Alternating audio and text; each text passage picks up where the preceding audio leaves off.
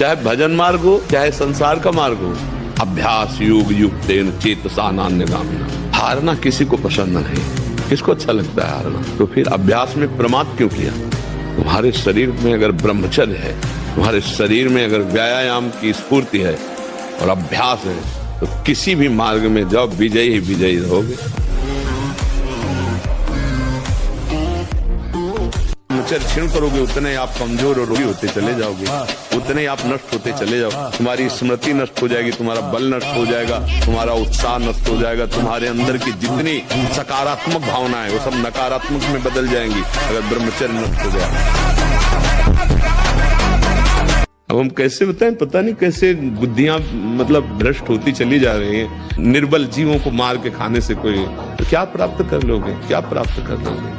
नमक रोटी खाओ, संयम से रहो, दूसरों की सेवा करो, भगवान का नाम जप करो और ये मत सोचना कि अर्थ प्रधान जीवन होना चाहिए। यदि हरि का आश्रय ले लिया ना, अर्थ खुद तुम्हारे चरण चूमेगा। संयम से रहो, व्यायाम करो, भजन करो, सत्संग सुनो, सबको सुख पहुंचाने की भावना। अभी कमल जैसे खिले रहोगे, मुख प्रसन्न, तन तेज विराजा, कीने से रामचंद्र कर काजा। ऐसे लोगों से अपना संबंध नहीं बनाना चाहिए, मित्रता नहीं बनानी चाहिए, सदैव अकेला रहना चाहिए और इंद्रियों को बहिर्मुख नहीं होने देना चाहिए। यदि संग करे तो भगवत प्रेमी महात्माओं का, नहीं तो एकांत में अनंत महिमाशाली प्रभु के नाम रूप का चिंतन करे। मन के दो कार्य हैं, एक है विषय का अवलंबन और दूसरा है विषय का चिंतन। ये किसी न किसी विषय का सहारा ढूंढता है। आप देख लेना, हमारे भ्रष्ट होने का कारण हमारा कोई न कोई सहारा है किसी भी विषय में। आप देख लीजिए, जो विषय आपको बहुत परेशान किए हैं, आप जानबूझ करके खुद अपना नाश कर रहे हैं। इसमें किसी का तर्क काम नहीं करेगा क्योंकि उसी मार्ग में चले हुए हैं। आप यदि आश्रय नहीं दिए हैं, आपने किसी क्रिया या किसी व्यक्ति का आश्रय नहीं दिया है, तो आप कुछ ही दिनों में निर्विकार हो जाएंगे, आपका मन शांत हो जाएगा।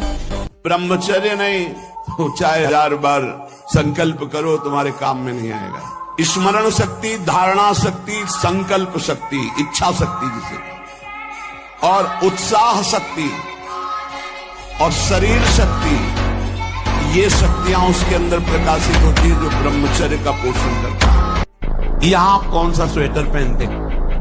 जीवन में कभी नहीं। यहां क्या पहनते हो सर्दी में?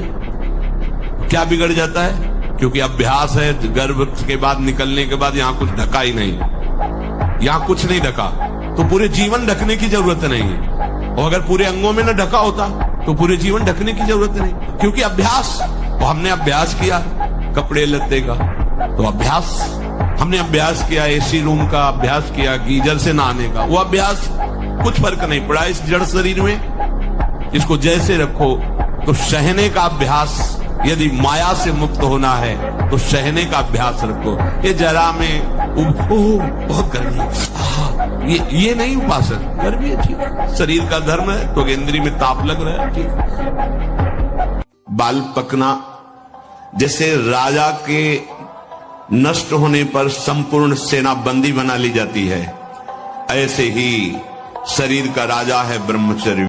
ब्रह्मचर्य ऐसा कैसे हो सकता है? यदि एक बार ऐसा हुआ तो 1000 बार मैं प्रयास करूंगा और इसमें विजय। वो मतलब जिद्दी स्वभाव, एक निष्ठा, उसी से आती है, उसी से। इतने धैर्यवान बनो कि लोक में तुम्हारी निंदा हो, तिरस्कार हो, अपमान हो, तो भी तुम अपने मार्ग से डगमगाओ नहीं। इतने धैर्यवान बनो कि परिवार तुम्हें छोड़ दे, तुम्हारे शरीर की दुर्दशा है, रोग ग्रसित है, कोई पानी देने, तो भी मेरी हिम्मत नहीं टूटेगी। हम बोलेंगे राधा राधा राधा राधा राधा। जो सुख दुख को समान भाव से सह जाता है वो परम पद का अधिकारी होता है। संयम से रहो, व्यायाम करो, भजन करो, सत्संग सुनो, सबको सुख पहुंचाने की भावना। अभी कमल जैसे खिले रहोगे, मुख प्रसन्न, तन तेज विराजा, कीने से रामचंद्र कर काजा। क्योंकि धर्म से चल रहे हो, थोड़ा सा साहसी बनो। तुम भगवान के अंश हो, तुम कुछ भी कर सकते हो, कुछ भी। मीठा तो ब्रह्मचर्य में थोड़ा बस ले ले, इसके बाद अधिक मीठा भी वो जहर का काम करेगा, स्वाभाविक ब्रह्मचर्य को नष्ट करेगा। जो भोजन कब्जियत बनाती है, अगर ऐसा भोजन पाया जाएगा तो ब्रह्मचर्य अपने आप अपने दोष के रूप में नष्ट हो जाएगा। सात्विक भोजन पेट साफ बहुत आवश्यक, हल्का भोजन कम मात्रा में पेट उधर बहुत सुंदर आपके भजन की वृत्ति बढ़ेगी, आपका ब्रह्मचर्य बहुत लंबे समय तक आबाद चलेगा।